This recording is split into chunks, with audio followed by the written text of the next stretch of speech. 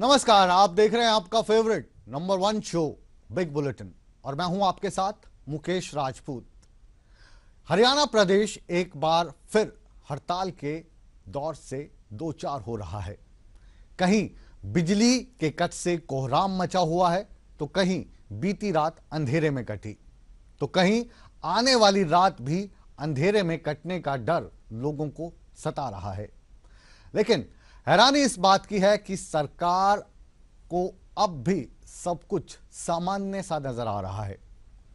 दुविधा अब इस बात की है कि हड़ताली कर्मचारी अगर अपनी जिद पर अड़े रहते हैं तो सरकार अपने इस फैसले से पीछे हटेगी या हटने को तैयार होगी, ये अभी किसी को समझ नहीं आ रहा है। ऐसे में सवाल अब यही है कि इस बीच अगर कोई बीच का रास्ता निकालने की कोशिश की जाए तो वो बीच का रास्ता क्या होगा? क्या इस हड़ताल से बिजली कर्मचारियों को जीत मिल जाएगी या फिर हर बार की तरह इस बार भी आम जनता के हितों की और हड़ताल का ये जो मकर जाल फैला है इसमें उलझकर जो नुकसान हमेशा की तरह भोगता है वो आम उपभोक्ता भोगता है और उसी को इस नुकसान की भरपाई करनी पड़ेगी। बिग बुलेटिन की बिग डिबेट में आज हम इन्हीं सवालात का जवाब तलाशने की कोशिश करेंगे, लेकिन इससे पहले देखिए हमारी एक खास रिपोर्ट और एक बार फिर हमारे साथ समझने की कोशिश कीजिए कि आज फिर से बिग बुलेटिन की बिग डिबेट का ये मौजू हमने रखा क्यों है।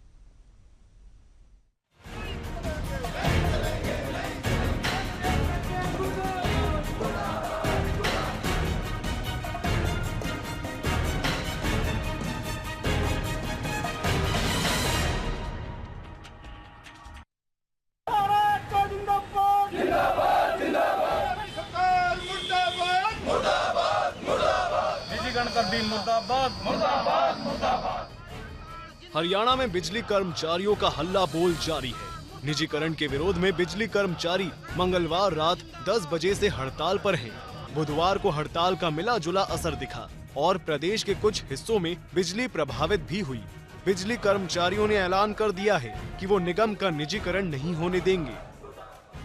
23 सब डिविजनों का निजीकरण किया। हमने सरकार को प्रस्ताव रखा 24 जो अभी मीटिंग हमारी 27 तारीख को हुई कि एक सब डिवीजन 23 में से एक प्राइवेट को दे दो और एक हमें दे दो, और जितना मैन पावर उनको दे रहे हो, मटेरियल उनको देने का एग्रीमेंट कर रहे हो, वो मैन पावर और मटेरियल हमें दे दो और फिर मुकाबला कराओ। हड़ताल को लेकर सरकार भी गंभीर है। सरकार ने कई कदम उठाए हैं। बिजली के सभी सब डिविजनों पर पुलिस बल तैनात, पावर हाउसों के आसपास धारा 144 लागू, डीसी रेट पर लगे कर्मचारियों को काम पर बुलाया, ग्रामीणों के सहयोग से निगरानी पहरा, गुप्तचर विभाग कर्मचारी नेताओं और हड़ताल में शामिल हुए कर्मियों पर रख रहा है निगरानी। बिजली बाधित करने या फिर कर्मचारियों को जबरदस्ती हड़ताल में शामिल करने पर एस्मा के तहत कार्रवाई के निर्देश। बिजली कर्मचारियों की हड़ताल को लेकर मुख्यमंत्री मनोहर लाल ने आला अधिकारियों की बैठक बुलाई, जिसमें आपातकालीन टीमें बनाने का फैसला लिया गया। इस समय एज ऑफ 2 PM टुडे पूरे प्रदेश में पावर सप्लाई की स्थिति सामान्य है, अर्थात power supply in the whole of the state is normal. किसी भी इमरजेंसी को डील करने के लिए स्पेशल इमरजेंसी टीम्स का गठन किया गया है। इन सभी जगहों पर जो कर्मचारी लगे हुए हैं उनको ना तो छंटनी की जाएगी, ना कहीं हटाया जाएगा, ना जिले से बाहर निकाला जाएगा। किसी भी कर्मचारी के जो भी प्रमोशनल एवेन्यूज़ हैं या सर्विस कंडीशन है उसके ऊपर किसी प्रकार का कोई कुप्रभाव नहीं है। बहरहाल कर्मचारी अपनी जिद पर अड़े हैं तो सरकार निजीकरण से पीछे हटने को तैयार नहीं। ऐसे में सवाल ये है कि बात बनेगी कैसे। ईटीवी न्यूज के लिए चंडीगढ़ से मनोज कुमार के साथ ब्यूरो रिपोर्ट। पूंजीपतियों की नीतियां नहीं चलेंगी।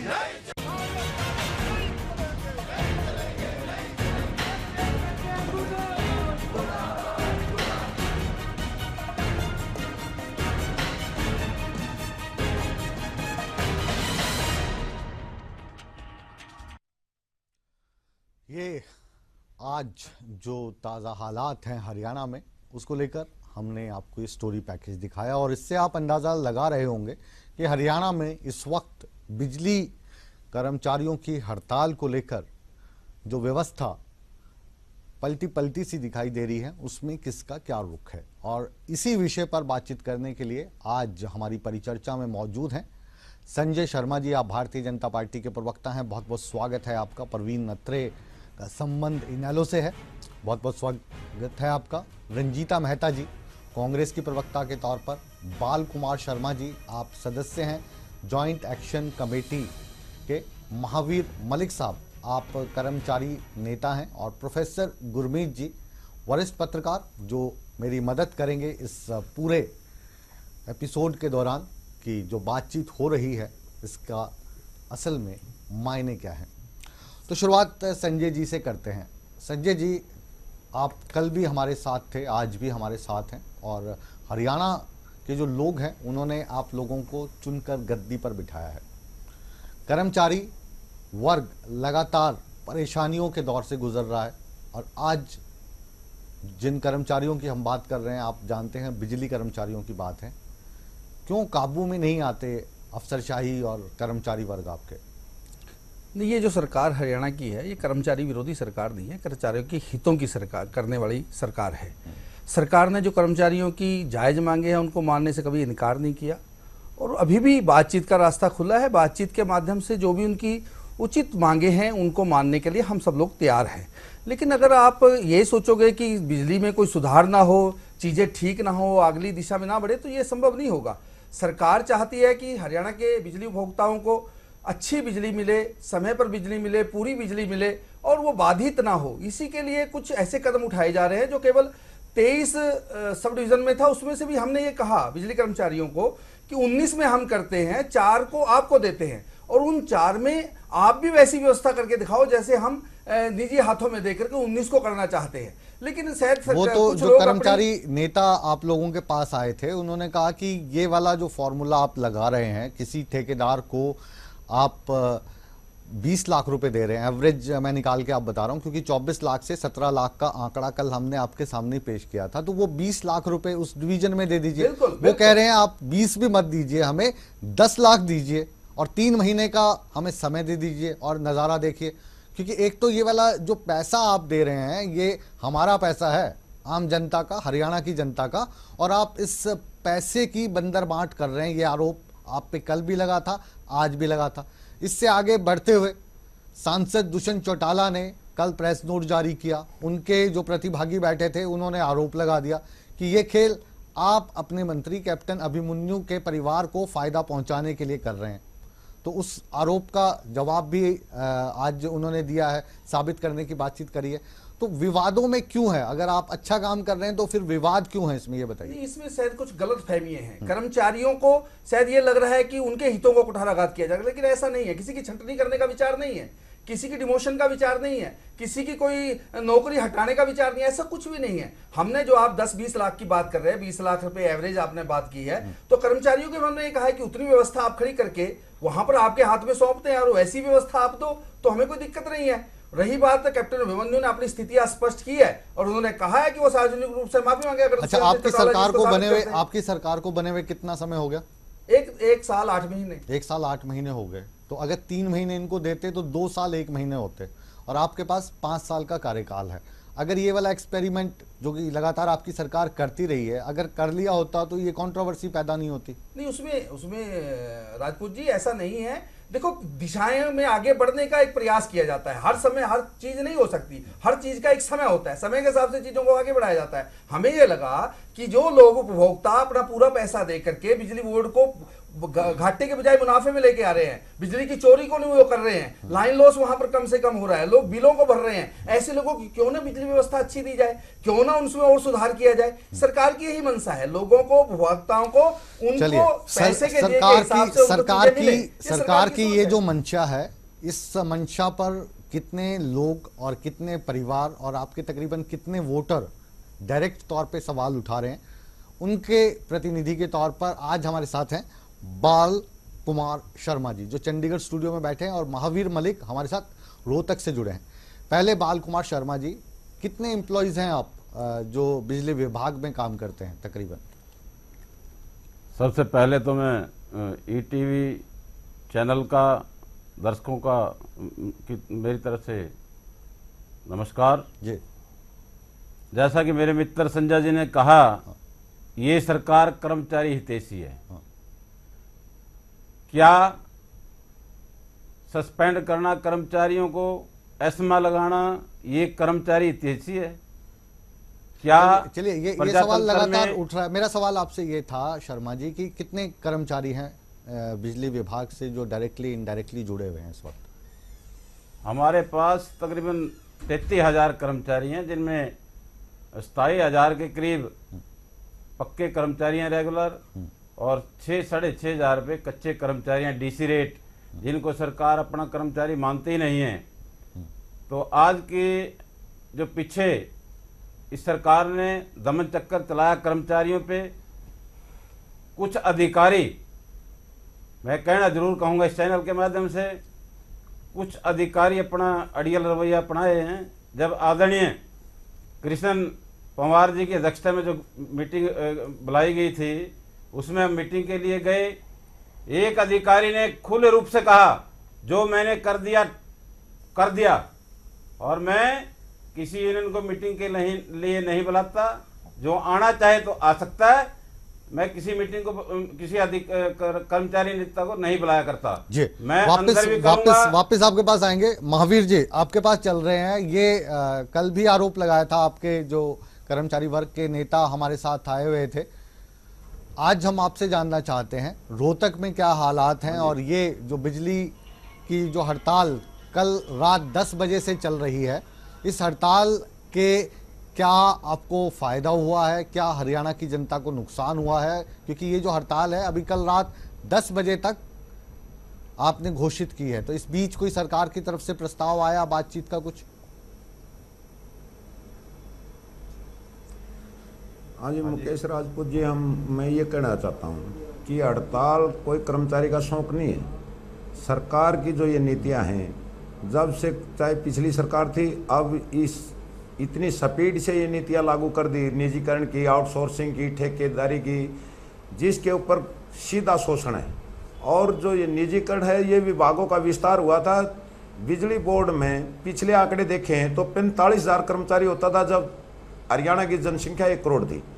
आज संसाधन बढ़े हैं, इसकी मांग बढ़ी है, इसके ऊपर कर्मचारियों के पोस्ट सर्जित होनी चाहिए थी और कर्मचारी लगने चाहिए थे, लेकिन सरकार लगातार ठेकेदारी प्रथा, आउटसोर्सिंग, निजीकरण, शॉर्ट साइजिंग, इस तरह के जो सरकार ने हथकंडे अपनाकर, और 8 महीने से बिजली का कर्मचारी आंदोलन पर है। ये 23 सब डिवीजन दे के जो लाभ कमा रहे हैं, नुकसान वाले नहीं देना चाहती सरकार।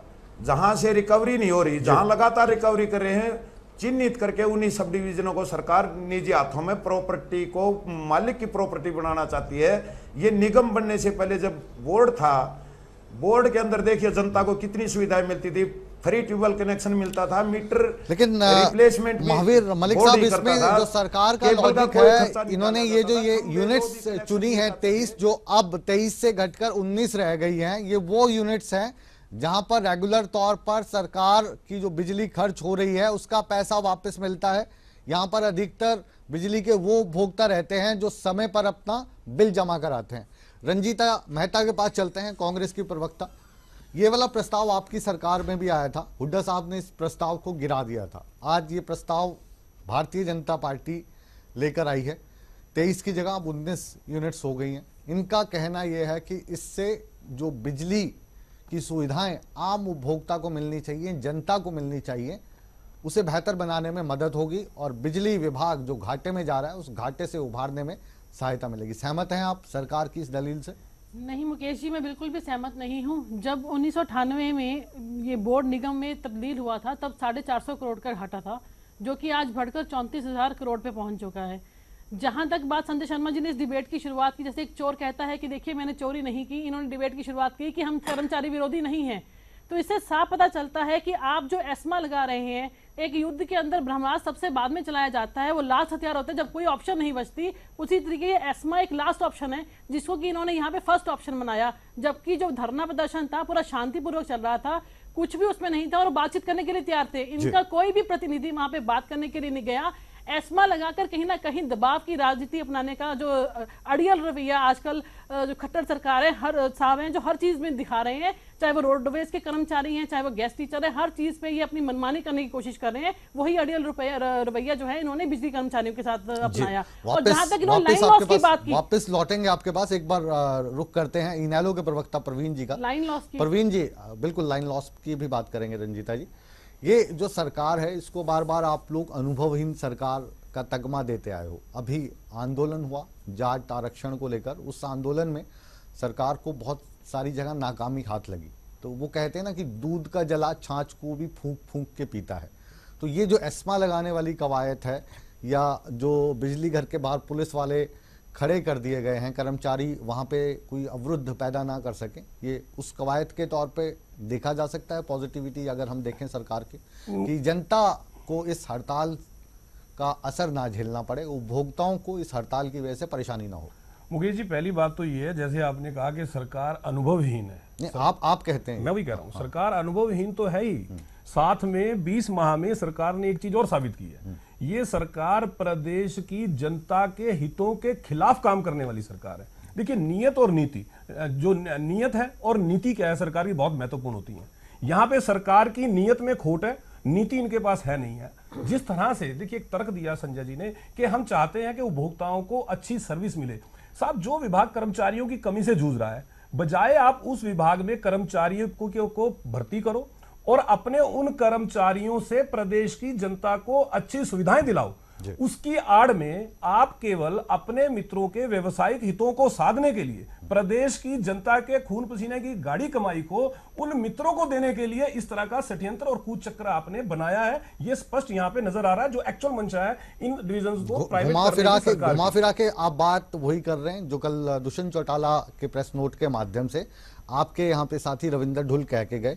उस पर बयान आ गया है कैप्टन अभिमन्यु का, या तो साबित करें या फिर सार्वजनिक तौर से माफी मांगें। तो आप कल के दुष्यंत चौटाला के उस बयान पर आज भी खड़े हैं? देखिए मुकेश जी, श्याम इंडस जो कंपनी है, जिस कंपनी को 500 करोड़ रुपया और 200 करोड़ रुपया दो अलग अलग कॉन्ट्रैक्ट दिए गए ट्रांसमिशन में, अगर कैप्टन अभिमन्यु ने जो बात कही है, कैप्टन अभिमन्यु एक स्वतंत्र जांच करवा ले, पता लगे कि श्याम इंडस कंपनी किसकी है, उनका कैप्टन अभिमन्यु से संबंध क्या है, अपने आप प्रदेश की जनता के सामने सच्चाई आ जाएगी। बजाय मैं बयान दूं, बजाय कैप्टन साहब बयान दे, एक स्वतंत्र एजेंसी जांच करके साबित कर देगी कि कंपनी प्रमोटर कौन है, ये कंपनी किसकी है और उनका उनके साथ क्या संबंध है। इसमें कुछ ऐसी बात तो है ही नहीं, स्पष्ट आ जाएगा जनता के सामने। चलिए गुरमीत जी, परिचर्चा का पहला दौर, इससे पहले कि हम समाप्त करें, इसका विश्लेषण हम आपसे चाहेंगे। ये जो हड़ताल की बात शुरू हुई निजीकरण को लेकर, निजीकरण 23 यूनिट का और मेंटेनेंस के लिए अच्छा खासा पैसा सरकार दे रही है, लेकिन जो कर्मचारी हैं वो चाहते हैं कि निजी हाथों में देने की ये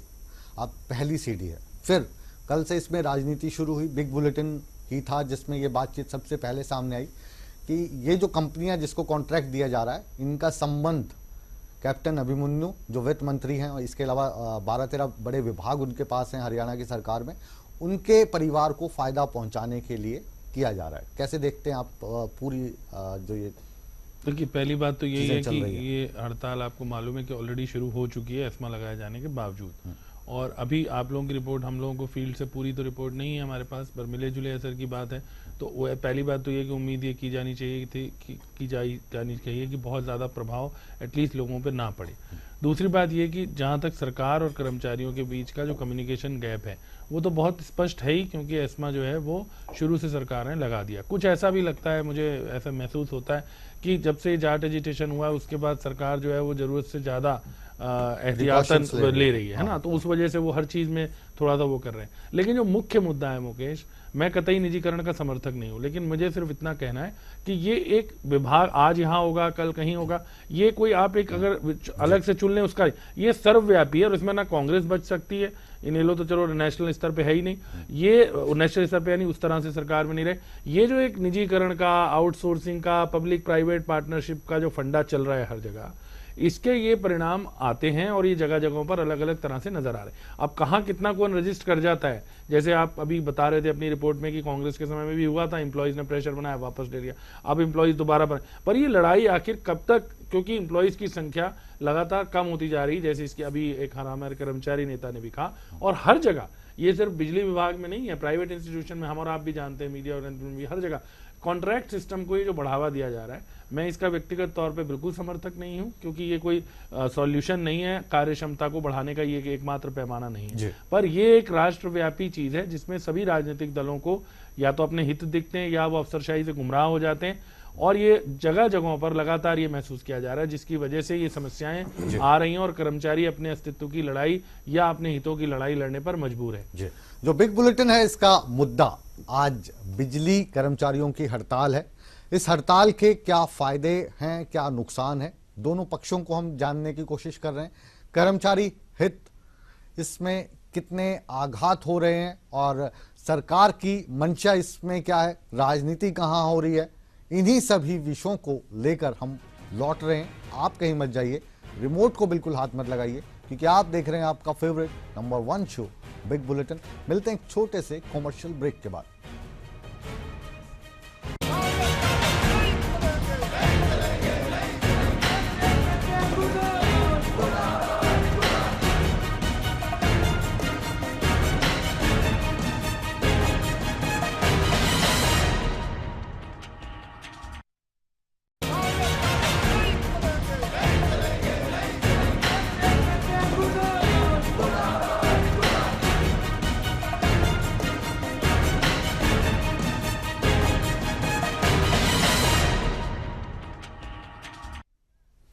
ब्रेक के बाद आप सभी दर्शकों का एक बार फिर स्वागत है। यह है आपका पसंदीदा चैनल ईटीवी हरियाणा हिमाचल प्रदेश का number 1 show big bulletin.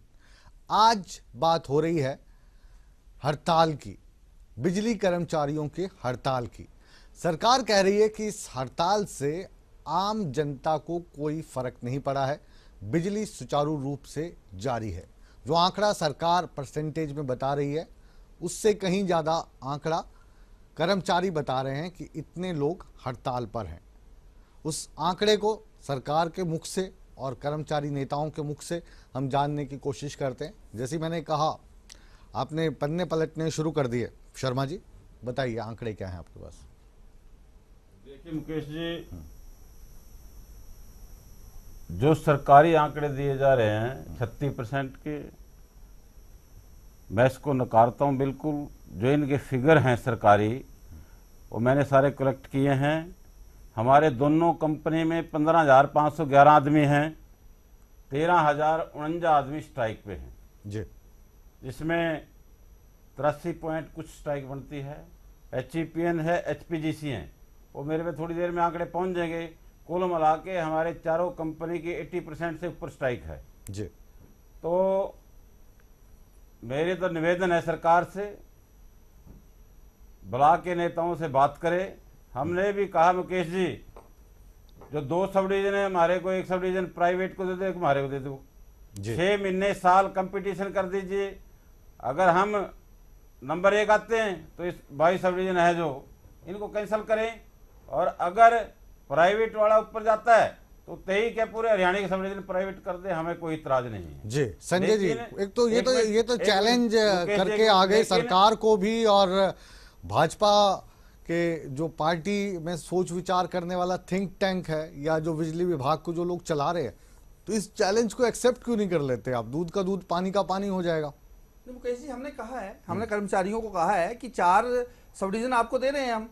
Faridabad की 4 सब डिवीजन की हमने इनको ऑफर की है, हम उतना ही पैसा इनको देंगे वहां पर चलाने के लिए, तो हमने तो ओपन किया है। लेकिन कर्मचारी माने तो, कर्मचारी केवल अपनी कुछ मांगों पर अड़ियल रवैया अपनाए हुए हैं। इनकी कुछ मांगे तो ऐसी हैं जो मुद्दा ऐसा है कि जो सरकार का पॉलिसी मैटर है। जैसे वो नौकरी देने का, बच्चों को नौकरी देने का, पिताजी की या किसी की डेथ होने के बाद। हाँ, अगर मतलब कोई बिजली कर्मचारी अगर बिजली का काम करते करते करंट खा के मर जाता है तो उसको नौकरी मिलनी चाहिए, नहीं मिलनी सरकारों चाहिए? के समय से जो चीजें बंद हैं उसको चलाने के लिए एक समय चाहिए ना, उसके बारे में पॉलिसी बना सकती है सरकार। वो इस शायद मुझे लगता है स्ट्राइक का एक हिस्सा नहीं है, लेकिन और जो इनकी मांगे हैं उन तक तो बढ़ा ही नहीं जाता। ये पहली मांग पे ही अड़ जाते हैं कि ये 23 सब डिवीजन में से 19 को आप लेकिन प्राइवेट हाथों में दे रहे हैं। आपकी सरकार ने कर तो कमाल दिया कि अभी जो हरियाणा में कट लग रहे थे, कट तो अब जाहिर है कि कट लगाने के लिए कर्मचारी वर्ग चाहिए होता है, कर्मचारी सड़कों पे है, तो अभी कल से हरियाणा की काफी जगहों पर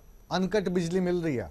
नहीं मुकेश जी, इसमें ऐसा है कि जो फिगर हमारे कर्मचारी नेता आदरणीय शर्मा जी दे रहे हैं वो गलत फिगर है। क्योंकि ये कर्मचारियों को कैलकुलेट ही नहीं कर पा रहे कि कितने हड़ताल पे है कितने नहीं है। हमारा जो आंकड़ा है वो 36% का है, इससे ज्यादा लोग अच्छा, जो आपका जो 36% का आंकड़ा है, आप उनकी हाजिरी कहाँ भर रहे हो ये बताइए? वो दिख रहे हैं ना फील्ड में काम करते हुए, कहाँ पे? कहाँ लाइट चालू करते हुए दिख रहे हैं ना, वो लोग फील्ड में काम करते हुए दिख रहे हैं। अच्छा, आज जो समय है लाइन लॉस के कारण से या कोई छोटी मोटी डिफॉल्ट होने के कारण से बिजली बंद होती है, कहीं ना कहीं कोई गड़बड़ होती है, लेकिन आप देख रहे हैं कि वो कर्मचारी बड़ी मुस्तैदी से 24 घंटे काम कर रहे हैं। हमारे अफसर 24 घंटे काम कर रहे हैं, हमारे नीचे के जेई हैं, एसडीओ हैं, वो 24 घंटे काम पे लगे हुए ताकि हरियाणा की 2.5 करोड़ जनता को कोई परेशानी ना हो। मतलब आपके हिसाब से, सरकार के हिसाब से स्ट्राइक फेल हो गई, कोई फर्क नहीं पड़ रहा इनके आने ना जाने से, ये कह रहे हैं आप? नहीं, वो सरकार ये नहीं कह रही कि फेल है कौन पास है। सरकार का ये कहना है कि कर्मचारियों को बातचीत के माध्यम से अपनी बातों को रखना चाहिए, इस तरह के स्टेप नहीं उठाने चाहिए। एस्मा लगाना कोई सरकार की मंशा नहीं है, सरकार कोई खुश नहीं है इस बात से। उनको बिजली जैसी एसेंशियल सर्विस मिले, सरकार की केवल ये मंशा है। हमारी मंशा किसी के खिलाफ कुछ करने की नहीं है। जी महावीर जी कुछ उंगली करके बताना चाह रहे हैं रोहतक से। जी महावीर जी कहिए, यहाँ पे तो ऐसा लग रहा है कि ये जो कर्मचारी हड़ताल पे चले गए, जो कट वट लग रहे थे हरियाणा में, उन कट से भी लोगों को मुक्ति मिल गई, फुल टाइम बिजली मिल रही है, जनता भी खुश, सरकार भी खुश। आपके हड़ताल पे जाने ना जाने से न जनता को कोई फर्क पड़ा, ना सरकार को कुछ लेना देना। देखो, जनता को परेशान करना हमारा कोई मकसद नहीं था। हमारी जो मांग है उसके ऊपर ही हम स्ट्राइक पर गए हैं। हमारे जितने भी कर्मचारी हड़ताल पे हैं आज, और कहीं भी हमने तो ये भी कहा है कि कहीं आवश्यक सेवा में अगर हड़ताली कर्मचारी को भी वो फ्यूज वगैरह लगाना पड़ा है तो वो लगाएगा, क्योंकि हमने सेवा को बाधित करना हमारा मकसद नहीं है। जनता चाहती है और जनता के साथ जुड़ के जनता की परेशानी बनेगी, ये जन आंदोलन बनेगा। अगर ये सरकार टस से मस नहीं हुई निजीकरण के, जनता निजीकरण की मार झेल चुकी है और जनता ने इस परेशानी को पूरी तरह से समझ भी लिया है। ये एक जन आंदोलन बनेगा, पूरे हरियाणा के अंदर फैलेगा, क्योंकि प्राइवेटाइजेशन की मार, चाहे वो रोडवेज को लीजिए, चाहे इसमें बिजली बोर्ड में देख लीजिए, जहां भी ये आउटसोर्सिंग ठेकेदारी प्रथा, ये भर्ती की जो प्रक्रिया सरकार चला रही है, इसमें शोषण नहीं है तो क्या है? नियमित कर्मचारी होगा, उसकी जिम्मेवारियां बनती हैं। आउटसोर्सिंग में कर्मचारियों का और जनता का शोषण है। एक कर्मचारी जो ठेके पे लगे हुआ है, ऊपर से फाल्ट में बिजली द्वारा पकड़ लिया गया और मर गया, उसके परिवार को कुछ भी नहीं मिला। कम से कम सरकार की जिम्मेवारी बनती है अपने नागरिकों की सेवा सुरक्षा का भी ध्यान रखे। सेवा नियम है ये, एस्मा जैसे सरकार ने लगाई है, एस्मा अति आवश्यक सेवा अधिनियम में, इसको जो लगाया जाता है, ये ऐसी स्थिति जब पैदा हो कि कर्मचारी इस सेवा को बाधित कर रहे हो और आउट ऑफ कंट्रोल ये बात हो जाए तो एस्मा लगाई जाती है। ये काला कानून 1889 में अंग्रेज सरकार लेके आई थी। उस काले कानून के द्वारा दहशत फैलाकर सरकार आंदोलन को पीट के तार पीड़ो करके, और ये चाहती है कि ये आंदोलन पिट जाए। और महावीर जी, मतलब आप ये कहना चाहते हैं कि ये आंदोलन को फेल करने की साजिश है और इसीलिए एस्मा लगाया गया है। गुरमीत जी, हाँ जी, ये जो निजीकरण की बात चल रही है, लगातार जो पिछली सरकारें थी इन पर भी दबाव रहता था वर्ल्ड बैंक का कि कुछ जो सेक्टर्स हैं, और भारत में अगर हम बात करें निष्पक्ष होके तो बहुत सारे सेक्टर्स ऐसे हैं जिन्हें हम सरकारी सेक्टर के तौर पर देखते हैं, जो घाटे से कभी उभरते ही नहीं है। उनमें से ट्रांसपोर्ट मैक्सिमम राज्यों का एक है, रेल उसमें से एक है, बिजली उनमें से एक है, और जहाँ तक सरकारी जो कार्य प्रणाली है वो वाकई हम जैसे कटाक्ष में कह देते हैं ना, ये दफ्तर तो सरकारी सा लगता है, यानी कामकाज यहाँ पर नहीं होता है, तो उससे निकलने की कवायद इसको मान सकते हैं हम? नहीं, देखिए मैं ये कह रहा हूँ कि पहली बात तो जैसे आपने कहा कि ये बिजली बोर्ड की अगर हम बात करें, ये वर्ल्ड बैंक के प्रेशर में ही जब तोड़ा गया था, कॉरपोरेशन बनाई गई थी हर राज्य में, कुछ राज्यों में कर्मचारियों ने संघर्ष किया, थोड़ी लेट उसका असर हुआ। कुछ राज्यों ने उसे जल्दी कर लिया क्योंकि उन्होंने शर्तें लगा दी कि जब तक आप कॉरपोरेशन नहीं बनाएंगे तब तक हम पैसा नहीं देंगे, है ना। ये बातों की वजह, लेकिन मैं अभी भी ये कह रहा हूँ कि व्यक्तिगत तौर पे हम लोग कोई एक्सपर्ट नहीं है, लेकिन व्यक्तिगत तौर पर ये बात आपकी सही है कि एक इमेज बनी हुई है कि ये तो सरकारी नौकरी है ना, जहाँ कुछ करना नहीं होता। उसको तोड़ने का ये रास्ता भी ठीक नहीं है कि आप सब कुछ प्राइवेटाइज कर दें और सब कुछ आउटसोर्स कर दें। मुझे नहीं लगता कि ये रास्ता फाइनली एंड में आके एक लोगों की, नागरिकों के हित में है। और इसी वजह से जैसे मैंने कहा कि ये संघर्ष हो रहा है, बहुत अच्छी बात है। मैं तो इसमें सरकार क्रेडिट लेना चाहे उसको बधाई देना चाहूंगा, कर्मचारी लेना चाहे कर्मचारियों को भी बधाई कि कम से कम इस हड़ताल के दौरान तोड़फोड़ नहीं हुई है। आप एक संघर्ष कर रहे हैं, आपका एक नीतिगत मामला है, ये उस पर आपका विरोध है, आप शांति से करिए। कर्मचारियों ने खुद अपने कहा था कि हम बाधित नहीं करेंगे, उन्होंने भी अपने उस वादे को निभाया है, सरकार ने भी अपनी तरफ से प्रिकॉशन लिया। एक बार फिर से मैं आप ही से ये सवाल करूंगा, फिर हम दूसरी राजनीतिक पार्टियों के पास जाएंगे। एक तो जो हमारा देश है भारत, इसमें वैसे ही जो मूलभूत सुविधाएं मिलनी चाहिए, जैसे एजुकेशन की होगी, बिजली की होगी, पानी की होगी, घर का हो गया, इन वाली चीज़ों से हम कोसों दूर हैं। अगर हम अपने आप को दूसरे देशों के साथ तुलना करते हैं, यूरोप के साथ करते हैं, ब्रिटेन के साथ करते हैं, यूएस के साथ करते हैं, और अब ये जो निजीकरण की मार है, तो इससे तो और जो हमारे देश की जनता है वो मूलभूत सुविधाओं से दूर चली जाएगी। क्योंकि निजी हाथों में जब चीज़ जाएगी, हो सकता है कि सुविधाएं आपको सरकारी की अपेक्षा ज़्यादा मिल जाएं, लेकिन उनको अफोर्ड क्या भारत की 125 करोड़ जनता कर पाएगी? तभी मैंने कहा कि ये सही रास्ता नहीं है। और मैं आपको एक और इसकी बात बताऊं, हमने बहुत नजदीक से देखा है, ये निचले कर्मचारियों पे मार पड़ती है। आईएएस अधिकारी आज भी अगर कोई व्यवसायिक आदमी आप बोर्ड में लाके एमडी लगा दो तो उसको लगाने नहीं देंगे, या जब केंद्र में कोई बात होती है अपने वहां क्यों नहीं प्राइवेटाइज कर लेते, अपने यहाँ क्यों नहीं? शीर्ष स्तर पर जो लोग बैठे हैं, चाहे वो अधिकारी हो या नेता हो, उन्होंने अपनी जो लीडरशिप की क्वालिटीज नहीं है उनमें, या वो उस तरह से प्रेरित नहीं कर पाते या डिसिप्लिन मेंटेन नहीं कर पाते, उसको छुपाने के लिए ये तरीका निकाला है कि आप कॉन्ट्रैक्ट सिस्टम लाओ, आउटसोर्सिंग लाओ, जिसमें उनके हाथ में अधिकार ज्यादा रहे। जब आप चाहो कर्मचारी को बाहर निकाल सको, उसके ऊपर जो श्रम कानून है वो लागू ना हो।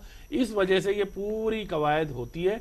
तो जैसे मैंने कहा कि इसकी जगह होना ये चाहिए कि आप उनकी, इसमें कोई दोहराने की लूपहोल्स हैं, कर्मचारी मेहनत नहीं करते होंगे कुछ विभागों में, लेकिन अगर जो उच्च अधिकारी हैं वो अगर अपनी जिम्मेदारी समझें और वो इंश्योर करें, और प्लस राजनीतिक नेतृत्व की मंशा हो कि वो खुद दखल ना दे। आप बहुत सारी बुराइयों के लिए तो राजनीतिक नेतृत्व जिम्मेदार है। जो नेतागिरी होती है शिक्षा विभाग में, उसके लिए ट्रांसफर पॉलिसी और भर्ती से लेकर आप शुरू हो जाओ। वापस आपके पास लौटते हैं, एक बार रुक करते हैं रंजीता मेहता जी का। मेहता जी, ये जो निजीकरण और सरकारीकरण, ये एक सिक्के के दो पहलू जैसे हमें लगते हैं। जब आप सत्ता में थे तो भारतीय जनता पार्टी वाले सड़कों पे थे, आप कहते थे निजीकरण करेंगे, ये नारे लगाते थे। आज ये कह रहे हैं हम निजीकरण करेंगे तो आप लोग नारे लगा रहे हैं। जनता का और कर्मचारियों के हित की बजाय जो पॉलिटिकल पार्टीज, आदरणीय तीनों यहाँ पे बैठी हैं, आपके फेस पे हम बोल रहे हैं और आपके नेता देख रहे होंगे, उन्हें भी हम कह रहे हैं, खाली आप लोगों की तो राजनीतिक रोटियां सेकने का काम रहता है। एक दूसरे का ऊपर आरोप प्रत्यारोप लगाओ, वोट खींचो, अपने राज करो। जब आप सत्ता में हैं तो ये विरोध में होंगे, जब ये विरोध में है तो आप सत्ता में होंगे। जनता जाए भाड़ में। मुझे एक बात बताइए, जब कांग्रेस की सरकार रही है, अगर उन्होंने कुछ डिसीजन लेने की कोशिश की और उसका विरोध हुआ, तुरंत सरकार ने झुक को उसको सरकार किया और लोगों की हित के लिए, लोगों की, जनता की जो आवाज थी उसको सुना, ना कि बीजेपी की तरह रवैया रवाकर। अब जब कह रहे हैं कि पिछली बारी आप कह रहे हैं कि बिजली कर्मचारियों ने हड़ताल की और उसके बाद हमने सफाई की। आप ये बताइए, जो 23 सब डिवीजन इन्होंने देने की बात की है, वो ऑलरेडी वो सब डिवीजन है जो प्रॉफिटेबल हैं। अगर इनको ये एक कह रहे एक्सपेरिमेंट करना था तो उनपे करते जो already sub division line loss में है। पहले संजय जी बात कर रहे थे कि हम लाइन लॉस कम करने की बात कर रहे हैं, जबकि लाइन लॉस पहले टोटल एवरेज 23 से 28% था, जो आज बढ़कर 42% हो चुका है। या तो लाइन लॉस बड़ा नहीं है, अगर बड़ा है तो 12 से 14% जो बीच का वो है गैप, वो किसकी जेबों में जा रहा है? संजय जी जिसका जवाब दें। और जो अगर हम इलेक्ट्रिसिटी की बात करते हैं, ये मदर इंडस्ट्री है, सारी इंडस्ट्रीज, पूरा जो प्रदेश है पूरा का पूरा इसके ऊपर डिपेंड करता है। और इसके लिए संघ कर्मचारी बधाई के पात्र हैं कि इन्होंने हड़ताल की, उसके बावजूद भी किसी भी एक नागरिक को सफर नहीं करना पड़ा, 1 घंटे के लिए भी कहीं लाइट नहीं गई। यही अगर दूसरा रुख जो सरकार जिससे मानती है, जिससे झुकती है। जो पहले दिन ये हड़ताल पे गए थे तब 20 घंटे के लिए हवा और तूफान आने की वजह से वो बिजली चली गई थी, तब हाहाकार पूरे प्रदेश के अंदर मच गया था। इसका मतलब यही है कि सरकार को जो है वो जूतों की भाषा समझ में आती है। जब जनता उठ के त्राही त्राही करती है और आंदोलन जो है वो उग्र हो जाता है, तभी झुककर ये मानते हैं। अब पहले 23 सब डिवीजन की बात करते थे, अब ये घटाकर इन्होंने 19 कर दिए हैं। अब ये देखिए कि अपनी फजीयत कराते हुए ये इस चीज को, डिसीजन को वापस लेंगे और फिर से इनको इसके ऊपर यू टर्न लेना पड़ेगा। परवीन जी, ये जो हम बात कर रहे हैं, क्योंकि यहाँ पे जो परिचर्चा होती है बिग बुलेटिन की बिग डिबेट में, ये ना तो हम सरकार को नीचा दिखाने की कोशिश करते हैं, ना सरकार के गुणगान करते हैं। जो लॉजिकल पॉइंट ऑफ व्यू है उसको हम सब यहाँ पर बैठ के डिस्कस करते हैं। ये जो सरकार का फैसला है और जो हरियाणा में इस वक्त हालात हैं फाइनेंशियली, जो इस सरकार के हैं या पिछली सरकार इनके खाते में छोड़ गई हैं, उसके मुताबिक इस फैसले को जो निजीकरण की तरफ ये बढ़ रहे हैं, इसमें मजबूरी को देखते हैं या कुछ और आपको नजर आता है इसमें? देखिए मुकेश जी, मैं आपकी बात से बिल्कुल सहमत हूं कि आप लॉजिकल डिबेट करते हैं, तो मैं चाहूंगा कि जरा लॉजिक को फिर एक बार सुनने का मौका मिलना चाहिए प्रदेश की जनता को भी। पहले तो मैं, गुरमीत जी मेरे बड़े अच्छे मित्र हैं, इन्होंने अभी थोड़ी देर पहले ना बात करते एक बात बोली, मैं ऐसे जवाब दे देता हूँ गुरमीत जी, कि आपने बोला कि इंडियन नेशनल लोकदल तो राष्ट्रीय स्तर पे नहीं थी। गुरमीत जी, ये वो पार्टी है जिनके नेता ने प्रधानमंत्री पद ठुकरा दिया था, उप प्रधानमंत्री इस देश के रहे हैं और भविष्य में भी ऐसा होगा। मैं तो आपको श्रेय दे रहा था निजीकरण के लिए, आप जिम्मेदार नहीं हो। मैं तो वैसे करेक्ट कर रहा हूं बोर्ड आपको। कॉर्पोरेशन। अब देखिए, आपने मुकेश जी बात की फाइनेंशियली, मुकेश जी इच्छा शक्ति और नीति, जैसे मैंने पहले बोला था, बहुत महत्वपूर्ण चीजें हैं। अगर सरकार निजीकरण के पीछे पैसा ना होने का लॉजिक देती है तो वो कभी भी कबूल नहीं हो सकता। कारण ये है कि जो बिजली बोर्ड के ऊपर, जो बिजली कंपनियों पे कर्ज था, आपको भी पता है कि 70% वो सरकार ने ले लिया, अब तो बिजली कंपनियों पे वो कर्ज भी नहीं रहा।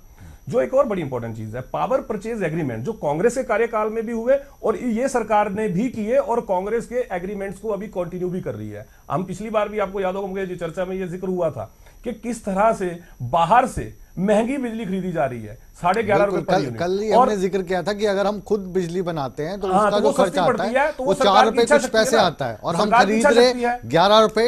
एग्जैक्टली, मतलब जब हम खुद सस्ती बना सकते हैं, हम बना नहीं रहे, बाहर से हम बाहर से महंगी बिजली खरीद रहे हैं। तो यहां पता लगता है कि सरकार की मंशा प्रदेश के लोगों को लाभ पहुंचाने की नहीं है, सरकार की मंशा है सीमित लोगों को लाभ पहुंचाने की, जिनसे बिजली इतनी महंगी खरीदी जा रही है। और एक और बात है मुकेश जी, उन पावर परचेज एग्रीमेंट में जो कांग्रेस के कार्यकाल में हुए हैं, एक बड़ा मजेदार क्लॉज है कि अगर जरूरत पड़ने पर ये उनसे बिजली लेंगे और अगर नहीं लेते उसके बावजूद भी उनको एक फिक्स अमाउंट सरकार देती रहेगी। ये बड़ी विडंबना है इस प्रदेश की कि ऐसे लोग इस प्रदेश में ऐसा होता रहा है। हाँ जी हाँ, ये कांग्रेस के कार्यकाल में परचेज एग्रीमेंट हुआ है। दूसरी बात जो बहुत महत्वपूर्ण है, इंडियन नेशनल लोकदल के कार्यकाल के अंदर मुकेश जी, प्रदेश की जनता को बिजली की पूर्ति के लिए हमारे नेता ने तो जो थर्मल प्लांट, जो यूनिट 2.5 साल में लगना था इंजीनियर के कहने के हिसाब से, वो 1.5 साल में लगवा के चालू करवाया, जिससे प्रदेश की जनता को बिजली मिले। अब आप उसका जवाब दे दीजिए जो मैंने पूछा था। दूसरी बात, अभी जितने थर्मल्स हमारे प्रदेश में काम कर रहे हैं, अगर आप जाएंगे मुकेश जी देखेंगे, जैसे हम यमुनानगर की बात करते हैं, यमुनानगर थर्मल जो है वो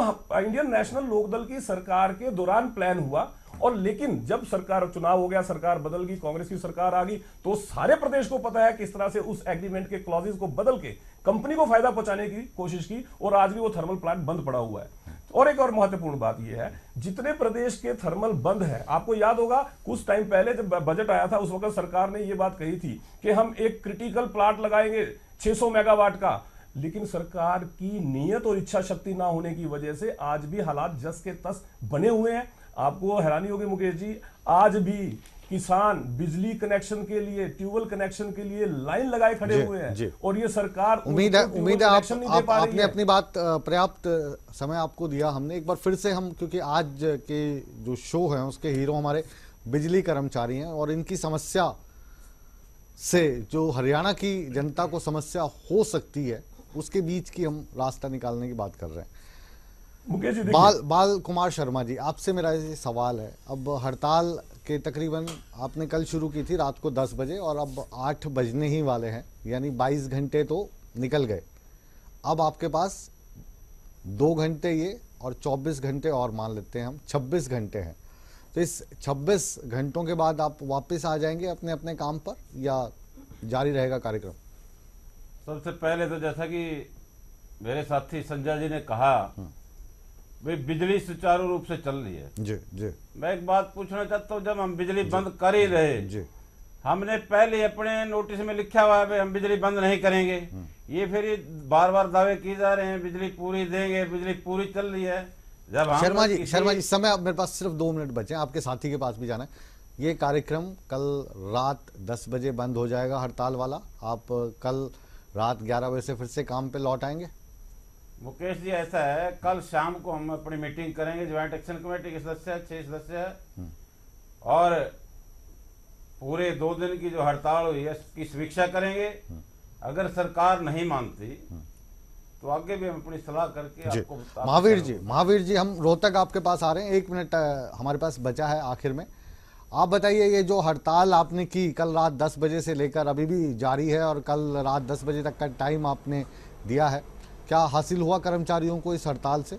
और क्या सरकार पे दबाव बना? जो आपकी मांगे थी कोई बात मानी गई या माने जाने की कोई उम्मीद आपको लग रही है? मुकेश राजपूत जी, मैं ये कहना चाहता हूं कि हड़ताल करना कर्मचारी का कोई शौक नहीं है। हमने हड़ताल करने के लिए सरकार ने मजबूर किया है। 8 महीने से बिजली का कर्मचारी आंदोलन पर था, सामूहिक अवकाश लिया, उस पे 90% कर्मचारी सामूहिक अवकाश पर गया था। लेकिन सरकार ने दमन और तानाशाही का रास्ता अपनाते हुए कुछ कर्मचारियों को निलंबित कर दिया और 7500 कर्मचारियों को बाहर करने का आदेश जारी कर दिया था, ड्यूटी पर नहीं लिया। वो लगातार प्रतिरोध बढ़ा, तमाम कर्मचारियों का प्रतिरोध सामने आया तो उनको ड्यूटी पर लिया गया और उनमें से कुछ कर्मचारी अब भी बच रहे हैं। हम ये कहना चाहते हैं कि सरकार ये रास्ता, मलिक जी, हड़ताल आपकी कल 10 बजे के बाद जारी रहेगी या आप लोग वापस अपने काम पे लौटेंगे? इस सवाल का जवाब दे दीजिए क्योंकि समय अब नहीं है ज्यादा। आज 10 बजे तक का हमारा अल्टीमेटम था, 10 बजे तक कल हड़ताल रहेगी। उसके बाद हमारी केंद्रीय कमेटी की, ज्वाइंट एक्शन कमेटी की मीटिंग होगी और सरकार अगर अपने इस निजीकरण के अड़ियल रुख को नहीं छोड़ती तो ये हड़ताल आगे ज्वाइंट एक्शन कमेटी जो हमारा निर्णय लेगी और सर्व कर्मचारी संघ सदा ही निजीकरण के विरोध में लड़ाई लड़ता रहा, जनता के हित में लड़ाई लड़ी है। आगे फिर संघर्ष होगा और संघर्ष ये जन आंदोलन बन जाएगा। मैंने पहले भी बताया था। आज की बिग बुलेटिन है, इसको हम यहीं पे विराम देते हैं। फिलहाल जो आज की परिचर्चा है इससे कोई निष्कर्ष निकलेगा ऐसा हम भी नहीं सोचते, क्योंकि अभी हड़ताल में समय बाकी है और कल जो कर्मचारी हैं उनकी मीटिंग होगी, उसमें निर्णय लिया जाएगा कि अगर सरकार इनकी मांगों को नहीं मानती तो फिर आगे ये क्या करेंगे। बहरहाल सरकार ये इस चीज़ से खुश है कि इस हड़ताल के दौरान ना कहीं दंगा फसाद हुआ, ना ही बिजली बाधित हुई। इस चीज़ को लेकर सरकार अपनी पीठ थपथपा रही है और कर्मचारी कह रहे हैं कि हम शांतिपूर्ण ढंग से अपनी हड़ताल को जारी रखे हुए हैं। अधिकतर कर्मचारी वर्ग इनके साथ है। अब देखना ये होगा कि कल क्या निर्णय होता है, हड़ताल वापस ली जाती है या कर्मचारी कुछ और घोषणा करते हैं या सरकार बातचीत के लिए इन्हें बुलाती है। इसलिए बिग बुलेटिन को तो हम यहीं पर विराम देते हैं, लेकिन आप लगातार बने रहिए ईटीवी के साथ, क्योंकि खबरों का सिलसिला हमेशा की तरह बदस्तूर जारी है।